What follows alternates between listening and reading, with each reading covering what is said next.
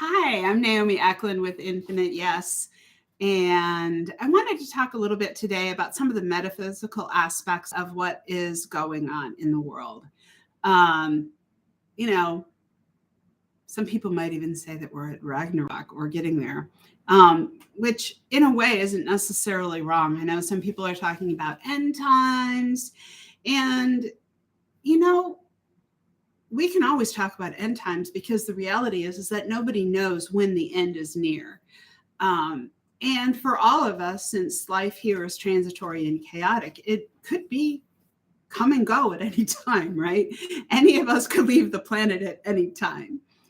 Um, as a as a group, though, I don't think the human race is coming to an end. I think that we are coming to, you know, what some people call a come to Jesus meeting, or what some people would call a huge awakening. Um, I think that we're at a place where we're not going to get away with so much anymore. And I mean that in the best possible way. For so very long, um, people have sort of been conditioned to look at the bright side and only think happy thoughts. And that isn't healing. You know, um, unicorn and rainbows. Unicorn and rainbows are really nice, but unicorns still fart, and we need to understand that the process of being human has quite a lot of shadow involved in it. The thing is that we make our shadow scary when in reality, shadow is our friend. The things that are in the shadows are where our strength is. That's where so much of our energy is stored. It's like, don't be mad, don't be sad.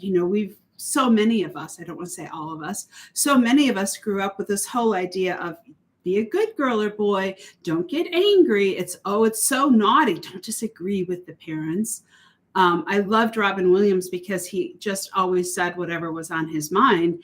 And I loved, there's this one bit that he did where talks about how we teach children not to tell the truth. It's just like, don't say granny. Like if somebody were to say to their grandma, oh, grandma, you have a big nose. It's like, oh, that's mean. That's bad. Don't tell granny she has a big nose. Well, you know what? Sometimes we have big noses. That is part of being human beings. We can't hide the fact that we have big noses. And, a lot of us don't want rhinoplasty. But do we really have to teach children that observing a real thing is so bad? And why do we force all of these things into the shadows? Even something as simple as somebody aging is bad. It's just like, oh, that is an old person. Well, calling somebody a granny or an old person is often, the same as marginalizing them. Or calling somebody stupid, or that's just an angry man. We have all these ways of marginalizing each other and all these ways of marginalizing our own experience. Everything from don't be angry. Well, instead of recognizing that anger means that person is afraid, or anger means that person feels like something isn't going right. No, we have to push our anger down. We have to pretend it isn't real. Well, that becomes a shadow. And then somebody gets older and maybe they drink too much and then their anger comes out and then we criticize them. So we have this bizarre socialization system of don't be real, but when the things that you didn't deal with come out, we're going to criticize you for them. And I know a lot of people have been to counseling, but we still deal with this all the time. So this is where the shadow comes from. The shadow comes from the things that we shame. The shadow comes from things that are not processed. Everybody, every single person you meet has all of the spectrum of light and dark in them. And, even the best, sweetest, nicest person has wickedness in them, and the most wicked person somewhere has light in them. Now, I want to be very clear. I'm not suggesting that you go out and try to find all the wicked people and see the light in them. what I'm saying is that we have to accept that we live in a dualistic, the extreme light, the extreme dark, and everything in between, chaotic. The world is full of chaos. There is no one answer. And transitory realm. We are all born, we're all going to die, and things change from minute to minute. So what may have been a truth 5 minutes ago may not be a truth anymore. And facts, while 5 minutes ago, that may have been a legitimate fact, we may have facts now that change that fact. So the challenge that we face is that the human mind is always looking for something stable to make it feel safe, and there is very little that is stable. It's almost like the thing that you can count on is that everything is going to change. So we get into these weird situations where we shame ourselves. Like, how many people do you know that body shame themselves? We all do. I don't know anybody who's never body shamed themselves. There's all kinds of things. You're too fat, you're too thin, you're a redhead, you're this, you're that, your skin color is too dark or it's too light or whatever. This is all insanity. These are all things that come up out of someone's shadow that they put on someone else to make themselves feel better. So whenever somebody is judging another person, they are telling you ways that they don't feel good about themselves. And this is where the shadow comes in, is this person who is shaming another person, let's say for their skin color. This person was made to feel bad about themselves. So they learned to make themselves push all of that shame or hurt down. And now it's coming out not as, hey, I need to go to counseling because I'm having negative and weird thoughts about myself, but it's coming out as negativity toward another person. Or if it comes out in negativity toward themselves, eventually they blow up. Perhaps they hurt themselves or they hurt someone else. And then if the person who's receiving the negativity, then now their bad feelings about themselves, their shadows are coming up. And so then they go out and they either feel bad about themselves or someone else. So this shadow is what is being brought to the surface. And if you doubt it, take a look at what's happening on the news. We have wars that are either starting or being started. We have, spy balloons when we have the biggest military ever assembled in human history, and more money is spent on that than food and roads and sustaining human life. But then we also have them coming out at the same time that that the Epstein list is coming out, and past presidents from both parties are on that list.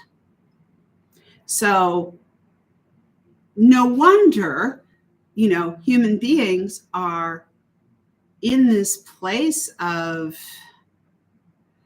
what do we do? Because we were told to sublimate our shadow. And now the shadows of our leaders are coming out. Our shadows also have to come out. Our shadows are going to come out. And this is something that we need to be aware of, and we need to be more compassionate about, because we are going to have to look at the bad, hard, dark stuff inside of ourselves. And the fallacy is that is somehow going to make us sad or mad or bad, when the reality is that's liberation. If you still have, if you have 10 years worth of clothes in your closet and you've never cleaned it out, then you cannot put anything new in your closet, and you're never going to be happy with your closet because it's all full of stuff you can't wear anymore. We have to clean out that closet so there's room for new stuff. We have to clean out our consciousnesses. And if we do that voluntarily, then we don't have to suffer as much. You shouldn't have to wait until you're in the middle of some tragedy to ask yourself questions of your own consciousness. This is why the other coach that works for Infinite, yes, Jen, she made this fabulous mindset program.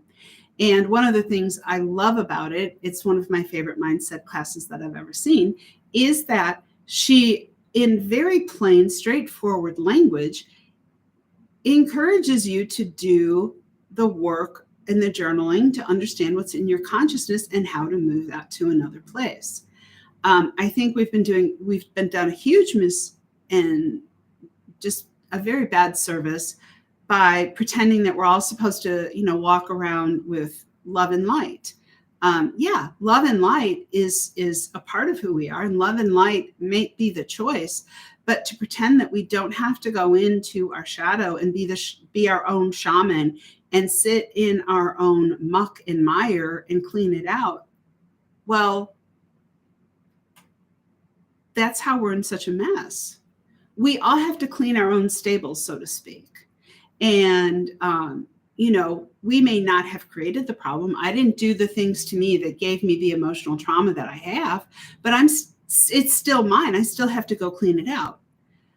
And so this is where metaphysically, I think we have a real opportunity to be compassionate with each other and make space for each other to clean out our closets, make space for each other to go into that our own metaphysical or our own metaphoric stalls, or go on our own shaman's journey into our own dark places.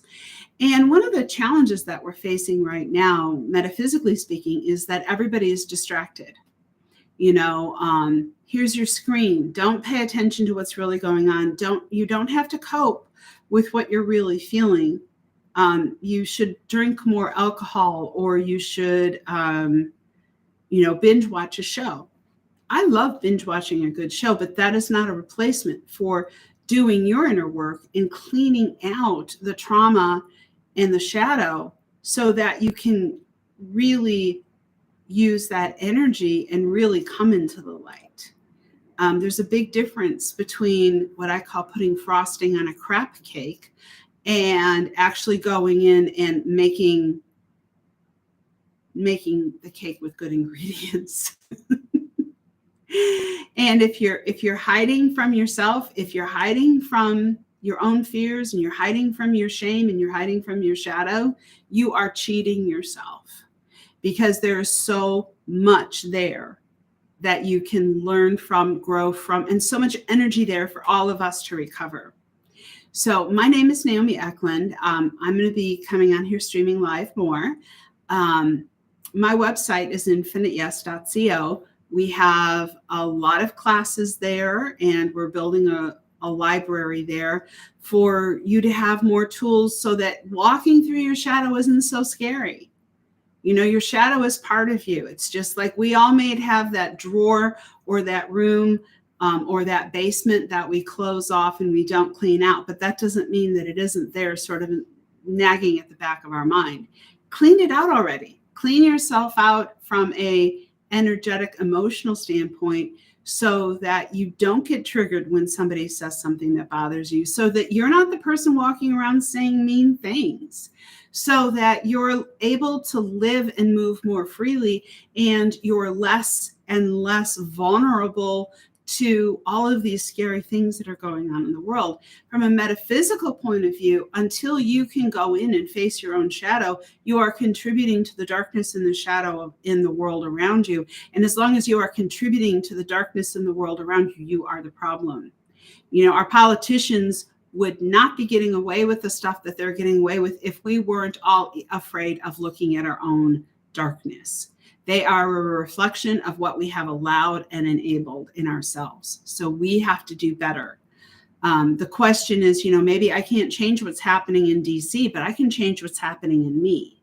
And if you change what's happening in you, then you will have more friends who are empowered and enabled to do that. And that ripples out, because we have a tremendous amount of power. Each individual human is a cell of power, generating life force, generating and magnetizing and creating.